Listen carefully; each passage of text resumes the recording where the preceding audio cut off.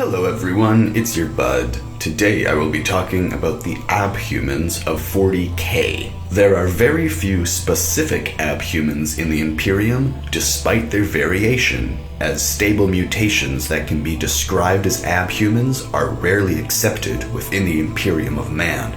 For those unaware on what the difference between humans and Abhumans are, I'll explain. A Space Marine is a genetically modified human that surpasses its natural form. Standing beside a regular human male, you would be forgiven for believing them to be completely different species. An Abhuman, though, is a completely different story, whether mutated by engineering or tampering with genetics in humanity's ancient past, or by exposing humans to chaos in a defining event, or constantly upon their homeworlds. And then sometimes, there might have been humans who just evolved, living on heavy gravity planets or low gravity planets and changing as such.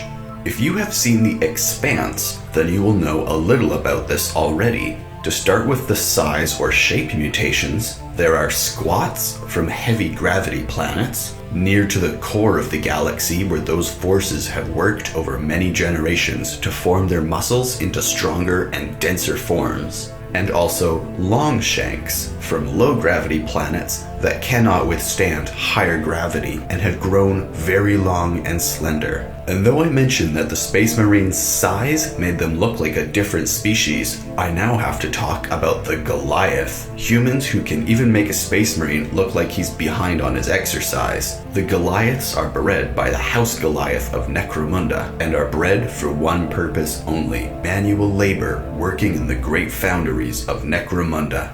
Their size and strength, though, comes with a cost. They have very little intelligence, and what they do have is just swimming in aggressive hormones ready to snap and become violent at any point.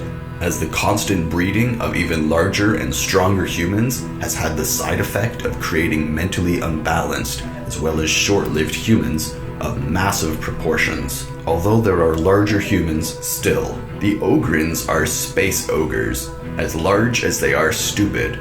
Although there is a quick fix for that. Upgrade their brains with biochemical Ogrin neural enhancer or bone treatment. These newly made boneheads can lead a group of their kin and have the strength and knowledge to keep them in line. Kind of.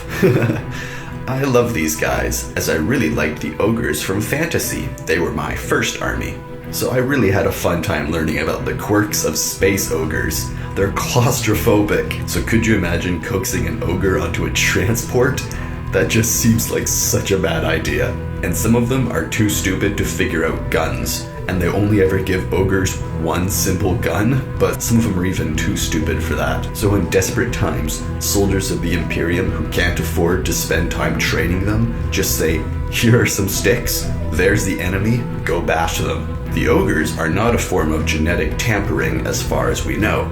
They are the natural opposite to the squats. The high gravity of their worlds, also being accompanied by extremely low temperatures, force the Ogrins to grow even more body mass to survive the high gravity and cold. There's also ratmen in the Imperium known as ratlings. These rude, keen-eyed kleptomaniacs make very good snipers and have saved many Imperial lives through their skill. As well as being ravenous and ever hungry, they've learned skills specific to quelling their hunger and as such can make very good cooks, learning how to take care of themselves and their kin's hunger. The Skaven were my other fantasy army, so I really liked the idea of rude sniper rats that also take care of the basics and keep everyone fed, a skill rarely talked about in 40k. Living in the tunnels for generations has mutated what once were humans into the ratlings that we know today.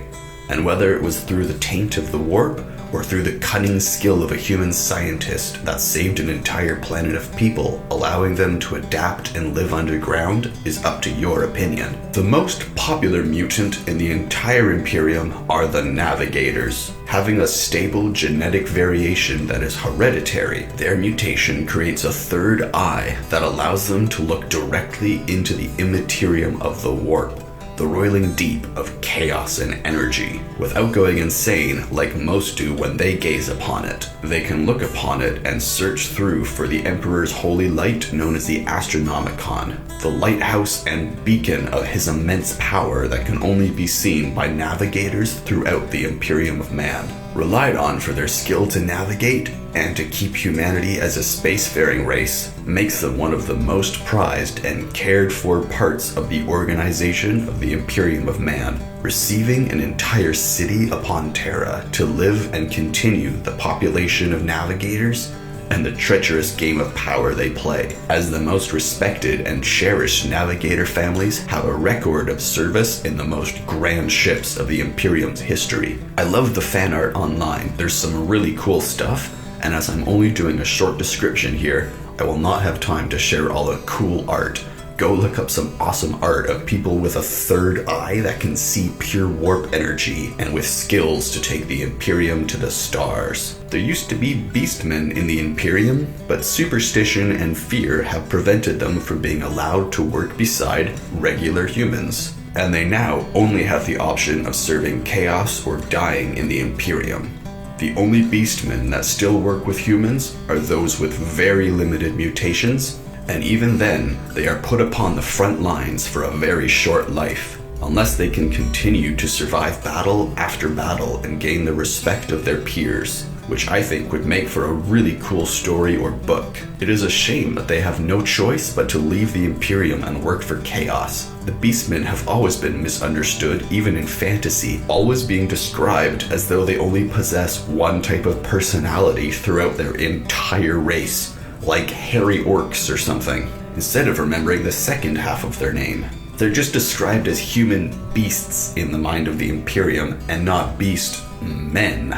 So it's such a shame that they have to turn to chaos for survival. The Beastmen are one of my other favorites, as you can tell. Then there are a few more humans whose environments have shaped them.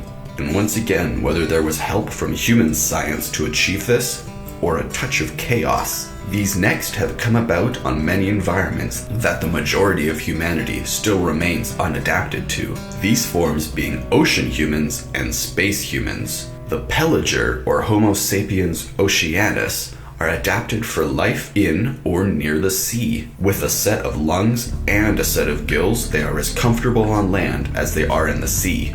Also having webbed hands and feet, they are a common sight on ocean worlds that have continued to hold humanity since its first colonization, but they're rarely seen outside of these worlds. I would love to see them make their own spaceship like the Xindi of Star Trek, and when I say the Xindi, I mean the Xindi of the sea. I mean, hey, the Xindi are kind of similar to the Abhumans, aren't they, with their many forms and interesting. Anyways, humans that have gills and lungs are so cool. That means there's an Atlantis-type empire out there of humans, maybe even from the Golden Age that is yet to be recontacted. Whether still advanced or as the same level as the Imperium, I would love to see an underwater city filled with these people. There's very little written about them, but I always get the Abe Sapien feel, you know, Abe Sapien from Hellboy, although without the scales. And I guess that would be, the updated version. I can't remember the name of it, but you know, I'll put a picture up and you'll know exactly what I'm talking about. There's no scales or anything, although I'm sure there's still further variation, sort of like the Council of Different Races in Aquaman. I wonder if there's like prawn humans or whatever, you know, all of those different variations they have. One of my absolute favorites of the Abhumans are the Nightsiders, who live in such darkness that their eyes have either adapted to achieve sight in such low light, or they have lost sight altogether. As they've lived in such dim light for so long that sight no longer becomes necessary, there are many planets in the Imperium with a regular solar activity, and those that live on ships for generations might have no particular connection to any sun for any length of time. Losing sight is a downside, but in turn, those that lose their sight have their other senses increasing in abilities to compensate for that lack of sight. And then there's cat people, or felinids, who, yes, are exactly what you think. Hairy, cat-eared people with personalities and physical abilities to match the attributes of both humans and felines. How such a thing was allowed in 40K is unknown to me. It must have got past an editor or something, but Here it is. The mighty and powerful cat people of the Imperium just sounds so stupid. How the fuck did this get into Warhammer? You know Warhammer, the game with cat people? I should get over this, but it's just such a clash. No abhuman strains. Chaos is bad. Ooh, you're fluffy. Never mind. Purge the heretic. Destroy the Xenos. In the far future, there is only war. And cat people. What? I mean, tonal dissonance much? Still though, there's some pretty great art online and some that really made me laugh. Like the captain from Treasure Planet, you remember that cat girl? In an Imperial Guard uniform. That really got me. I mean, just thinking about it, Chaos has Slanesh, but the Imperium has cat girls. There's not much more to say on the cat people, that's just hilarious. Anyways, the final abhuman is more of a rumor. It's about the Troths. Humans who never leave their world, as they would die by doing so. They send food out to the rest of the Imperium, and they're exempt from the Imperial tithe of having to send people for the Imperial Guard because, you know, they'd die if they left their planet. And it's said that they have a special connection to the flora of their world, rumored to die if they don't host part of the flora within their body. The picture we have of them is a man with ivy growing on him. And that makes me wonder of the variation of different plants that exist and their colors and textures, from tough bark to soft flower petals colored in beautiful patterns. I can imagine quite a variety of forms that these Troth might take, although this could all be a rumor, and such symbiosis may not exist, although I choose to think that it does. So there's tree people, cat people, night stalkers who live in darkness, sea people with gills from the ocean, other beastmen that are all purged as heretics, unless they're as cute as cat people. There are small, heavy squats, large, bulking Goliaths, and even larger, hulking Ogrins. There are long shanks, and even human navigators with the ability to see the warp and guide their brethren to safe harbors. And before I end this video, I need to point out a few things. Despite having abhuman tendencies, a few abhumans are left off the lists entirely. First, the popular and well-known space wolves and citizens of Fenris, whose lineage has thought to have been crossed with wolves in the distant past, and who still have the chance to fall into a deep state of mind that is not dissimilar to feral wolves. Though not being included in this list, the people of Fenris are clearly an abhuman strain. That's an example of how the Imperium keeps around abhumans who can contribute. And the fact is, the humans mixed their DNA with at least one type of animal in the past, and could have done so with any type of animal or even created animal that you can think of. So the wolf people of Fenris and the cat people might not be the only ones who are not purged as beastmen. Another blow to the beastmen. All beastmen must die, unless they look like puppies or kitties. The more I pick this apart, the less it makes sense. And then there's also the people of Nocturne, who have all extremely dark skin caused by the radiation of their planet. And though it affects the entire population of Nocturne, it is not enough to classify as abhuman. I think this goes to show you that you can have radiation in many forms that could elicit many color variations of humans.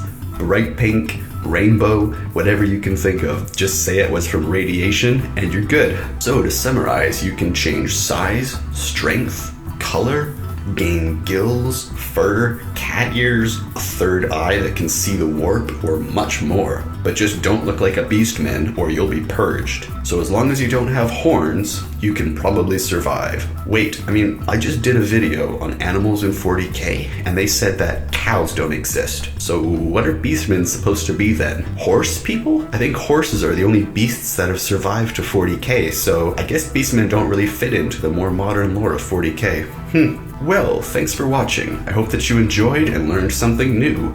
Leave a like if you want me to make more Warhammer videos, and subscribe for daily uploads. Leave any questions or suggestions in the comments below, especially if I missed something that you love, and I'll see you in tomorrow's video.